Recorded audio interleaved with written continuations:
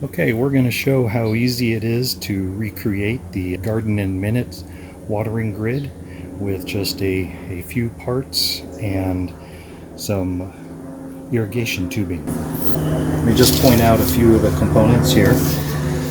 So they are using LLDPE. We're using regular HDPE irrigation tubing. They also have 4 90-degree fittings, 8 T-fittings, 3 cross fittings, and they have their attachment point here. Each one of these tubes measures just about 10 inches. All of the internal tubes have a total of 8 holes, 4 pointing each direction, and each of the outside tubes have 4 holes just pointing inward. And we're going to show you a jig that I made that will help create those holes, as well as to each one of these tubes to length so that everything is equal. So let me show you that first. Okay, first we're going to show cutting the tubing to length. So here's my jig that I made, and what I did is I took a piece of electrical PVC conduit. I drilled 4 holes in it, and then actually I didn't drill it. I just heated a push pin and pushed that through the PVC. So hopefully you can see that. And then using those same push pins, I just left them in the backside and sandwiched everything in between some hardboard and a couple pieces of wood, just using hot glue. So I have 2 pieces. I have a lower and an upper piece to this. I have just arrows for reference. So we will just sandwich the tubing in between those, and it makes the holes. I have this set up with this stop to create tubing at about 10 inches in length. It's hard to hold all of this. My tubing has been out sitting in the sun, so it's not as curly. And then the tubing cutter, this will all become clear in a second. Tubing cutter will just go in, rest up against there, and make me a nice, consistent length tube. Just got to figure out how to do this and work around the camera. So it goes like that. Easy peasy. There you go, 10 inches. So I need 22 pieces of tube, so we're going to go ahead and just cut all of those first.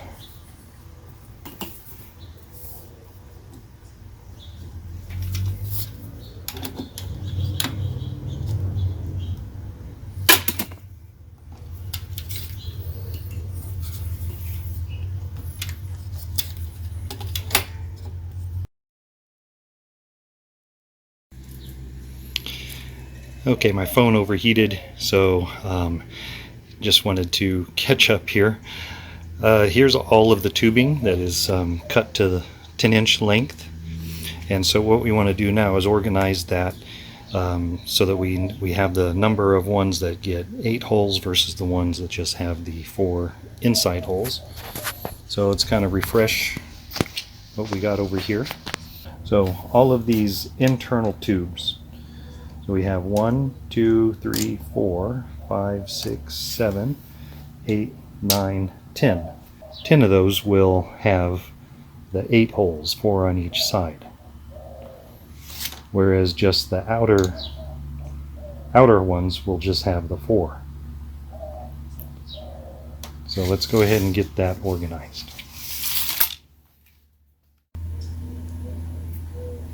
Okay, back over to my jig. We're going to try to work fast so that my camera doesn't overheat again. We have the 10 tubes here. Those will have holes on each side, and the rest of them will just have holes on one side. So we'll just lay these in my jig, and you just simply press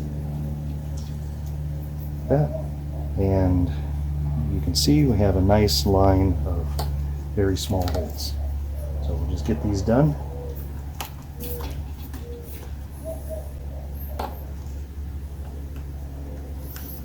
So previously when I did this, I drilled all of these with a 1/16 inch drill bit, and that was a little bit tedious.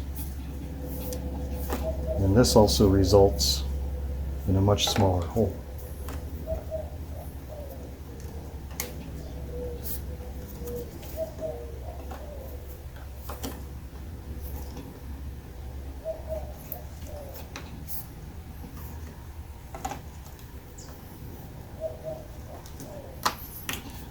Much smaller hole with a nice uniform spacing.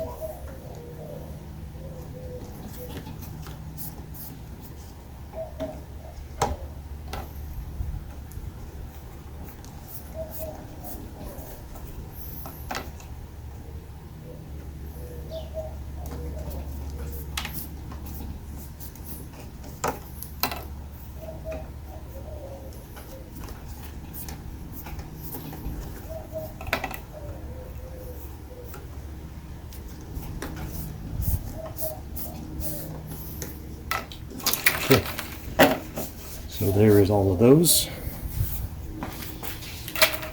Set those down out of the way.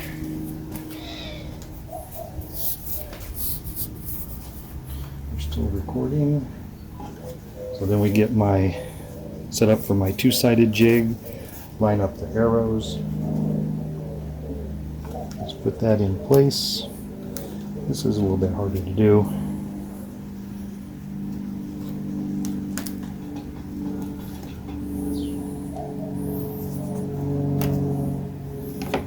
Just like that.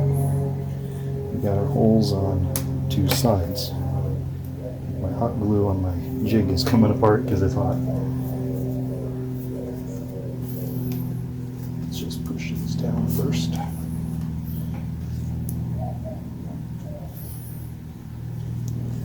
Push those in.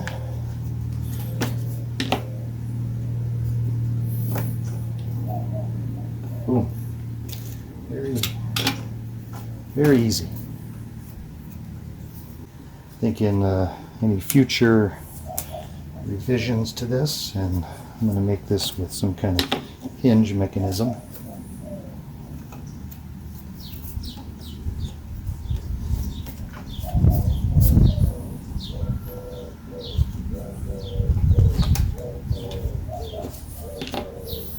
I don't know if you can see that or not, but it lined up perfectly, almost perfect on that green line. Didn't plan that, but you can just see what a nice straight line that makes.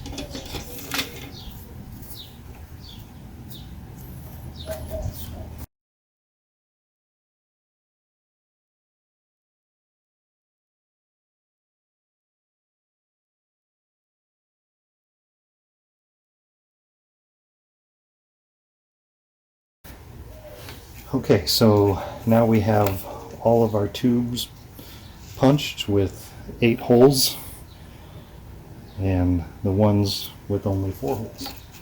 So now then we can get to assembling. Okay, so now with all of the parts assembled and the heat gun going, we're going to go ahead and assemble the grid. Let me just show you what we have going on here first. These are all the internal pieces of tube. These are the external pieces. We have our T-fittings, the all-important cross fittings, and then we have our 90-degree corners. And I will put updated links to all of those items in the description below. So let's get building this thing. So what we're going to do first is build all of these internal pieces, because that will link all of the pieces of tube that have the 8 holes. So we need the crosses for each one of those, and then pieces of tube. So we'll just go ahead and heat this up a little bit. It just makes it easier to fit together.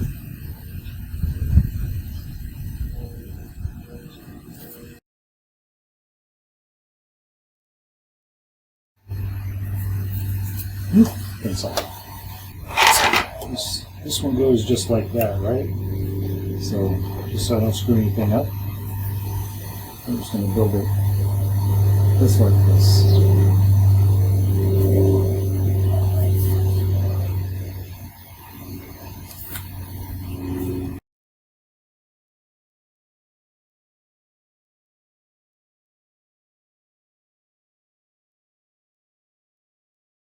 Okay, there's that.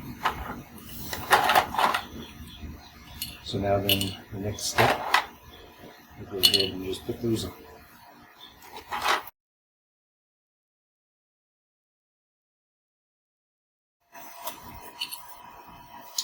So what's nice about this system is you can easily scale it up, change the shape,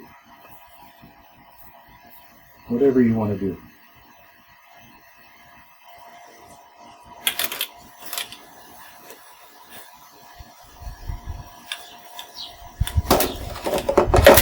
Okay, so with that we have most of the grid done. Now we just have to assemble the outside pieces.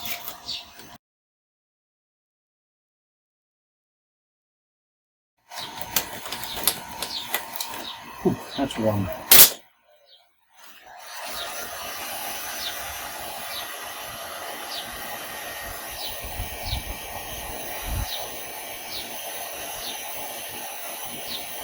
You have to be a little bit careful. You can't overheat this tubing. You can just kind of see it start to kind of sweat a little bit, like me. But you can kind of just see it when it starts getting a little glossy that you're probably overheating it. Okay, just like that, it is done. There it is. I think it's a pretty good match, size-wise, for the Garden in Minutes one. Yeah, so I would go ahead and put this in now, this riser, but I want to see how it's going to work best in the system I have in my setup. But I will be doing a comparison flow test between the two. Once I figure that out, who knows, I may wind up putting it in the exact same spot, but we will see. So that's it for the moment. Okay, so here is the completed replica Garden in Minutes grid, the one I just finished building. Here is the purchased one. This is a authentic Gardens in Minutes grid. I have them both hooked up to the same water source. Kind of kept the riser and all of the associated apparatus on the Garden in Minute one just hooked up where just hooked it up to the end of the hose, and then on the one I made I just plumbed in a couple connectors over to a T, and then this is going over to the garden hose. So this is unreduced pressure, so it's just running off of house pressure, I guess, or just the standard pressure to the garden hose, whatever that is, with no pressure reducers. So go ahead and turn this on and give it a test. Okay, so here's the test. So there's the Garden Minutes grid, and here's my DIY grid. Now, full disclosure, I did have a little bit of problems. This is the second run of this test I did off camera for the first one, and did have a couple of the holes that weren't punctured all the way through, or something happened. So what I did is just went in with a push pin and hit them again, basically. But it was, for the most part, pretty easy to do. And there's a couple of them that are a little bit wonky, but I think overall very pleased with the results. You know, the GIM one, obviously they put those in with some kind of machine or whatever, so they are very uniform. and my jig needs a little bit of work, but I'd give this a 90% or so as far as being a good replica of it. So like I said, this is on hose pressure. I'm going to do a test now with a pressure reducer in and just see how it works. Okay, so here's the setup. I had to modify things a little bit to be able to put a pressure reducer in the system. Just kind of had to work with what I had handy here. So that did require me to remove this part of the riser for their hose bib attachment that came with it. So I just plumb that in like this, going over to a 25 psi pressure reducer and then to the hose.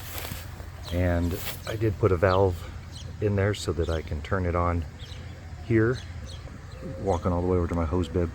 And so yeah, we'll just see how it goes. That's the setup now with the 25 psi reducer. Turning it on. There you go. Looks like the Garden in Minutes grid is putting out more water overall than the DIY version, but I think the watering pattern is pretty good for the DIY one. Obviously the one in the Garden in Minutes is a little bit more consistent, but I think the DIY version will be fine for its application. Overall, I like this system, and I like being able to build my own version of it. That way I can customize it to whatever shape I may have. I do have a couple garden beds that are kind of an L shape, and I just want to use one grid, so I'll probably do that in a future video. I'm also going to make some revisions to my jig here along the way. Obviously there's some improvements I can make to that, and I got a couple ideas, but I think overall the idea works really well, and I'm pretty happy with the result. So thanks for watching, and we'll catch you on the next video.